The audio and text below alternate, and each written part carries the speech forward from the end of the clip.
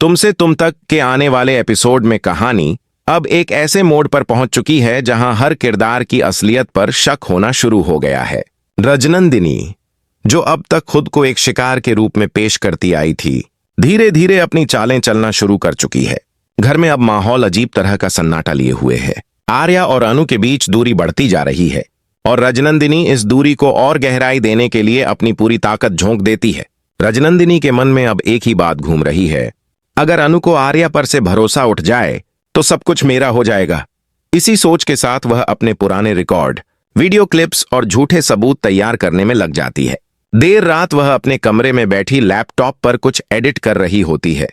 उसका चेहरा उस नीली रोशनी में और भी रहस्यमयी लग रहा होता है। आंखों में एक ठंडा आत्मविश्वास झलकता है।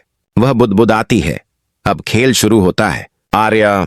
अगले दिन सुबह जब अनु पूजा कर रही होती है, तभी रजनंदिनी वहां पहुंचती है और कहती है, अनु, मुझे तुमसे एक जरूरी बात करनी है।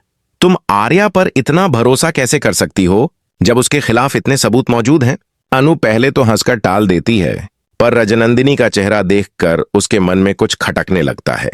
रजनंदिनी उसे एक पेन ड्राइव थमाती है। देख लो अनु, अगर इसके बाद भी तुम्हें लगता है कि आर्या निर्दोष है तो मैं माफी मांग लूंगी। अनु उलझन में पड़ जाती है। शाम को जब वह अपने कमरे में अकेली होती है तो वह पेन ड्राइव लगाती है।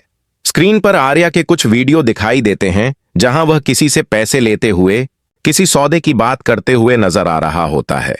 अनु के हाथ कांपने लगते हैं, उसकी आंखों में आंसू आ जाते हैं, पर उसका दिल कहता है, यह आर्या नहीं हो सकता, यह कोई चाल है। वह तुरंत आर्या को कॉल करती है, पर आर्या किसी मीटिंग में होता है और फोन नहीं उठाता। अनु बेचैनी में कमरे में टहलती रहती है। तभी रजनंदिनी वहां आती है और दिखावटी सहानुभूति के साथ कहती है, मुझे पता था अनु, ये बात तुम्हारे लिए आसान नहीं होगी, लेकिन कभी कभी सच्चाई बहुत कड़वी होती है। अनु उसकी आंखों में देखती है और कहती है, तुम्हारी बातों में जहर है रजनंदिनी। मैं जानती हूं आर्या ऐसा नहीं कर सकता। रजनंदिनी मुस्कुराती है। देखते हैं अनु, तुम्हारा विश्वास कब तक टिकता है। दूसरी ओर आर्या को भी कुछ गड़बड़ का एहसास होने लगता है। वह नोटिस करता है कि घर में सभी उससे अलग थलग व्यवहार करने लगे हैं। यहां तक कि चांदनी और नंदिनी भी अब उससे सवाल पूछने लगी हैं।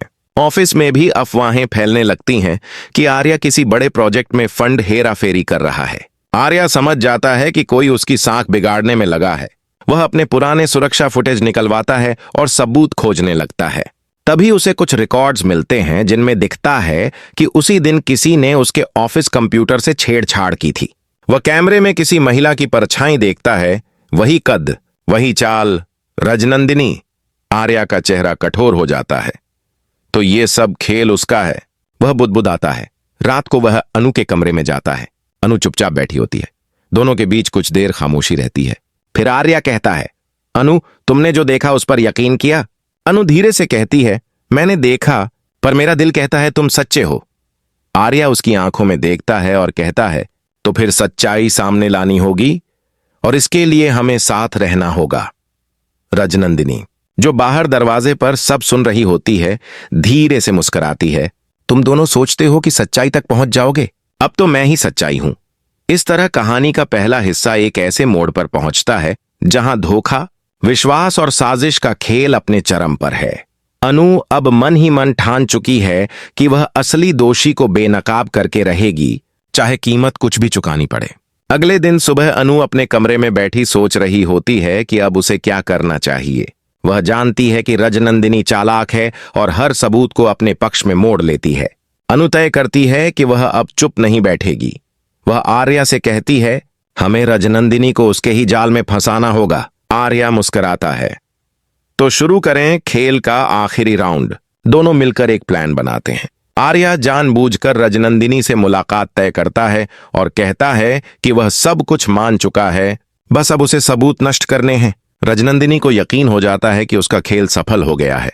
वह रात को आर्या के घर के ऑफिस में जाती है और फाइलें डिलीट करने लगती है। तभी अनु बाहर से कैमरे ऑन कर देती है। हर हरकत रिकॉर्ड होती जाती है। अगले दिन अनु पूरे परिवार को बुलाती है।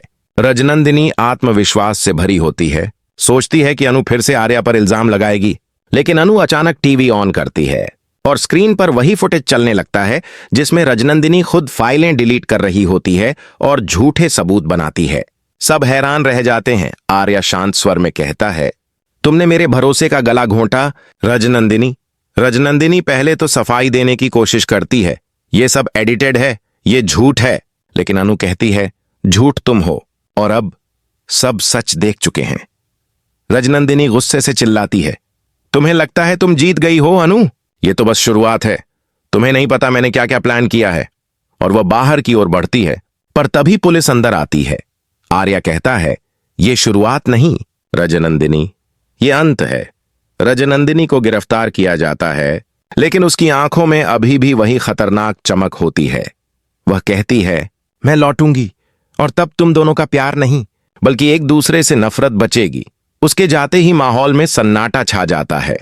अनु आर्या की तरफ देखती है और दोनों की आंखों में राहत और दुख का मिला जुला भाव होता है। अनु धीरे से कहती है, सच्चाई जानना आसान नहीं था, पर अब हमें कोई अलग नहीं कर सकता। आर्या उसे गले लगाता है। अब हमारी कहानी फिर से शुरू होगी, झूठ के साए से दूर। कहानी का अंत एक भावनात्मक और उम्मीद भरे पल के साथ होता है। मंदिर में आर्या और अनु साथ खड़े होकर दिया जलाते हैं। अनु के चेहरे पर शांति है और आर्या के चेहरे पर संतोष। लेकिन कैमरा धीरे धीरे मंदिर के दरवाजे के पीछे खड़ी रजनंदिनी की परछाई दिखाता है। उसकी आंखों में आग जल रही होती है। वह मुस्कुराकर कहती है, खेल अभी खत्म नहीं हुआ और यहीं से टम सी टम टाक के आने वाले ट्विस्ट की नई शुरुआत होती है, जहां प्यार और साजिश का संग्राम और भी गहराता नजर आएगा।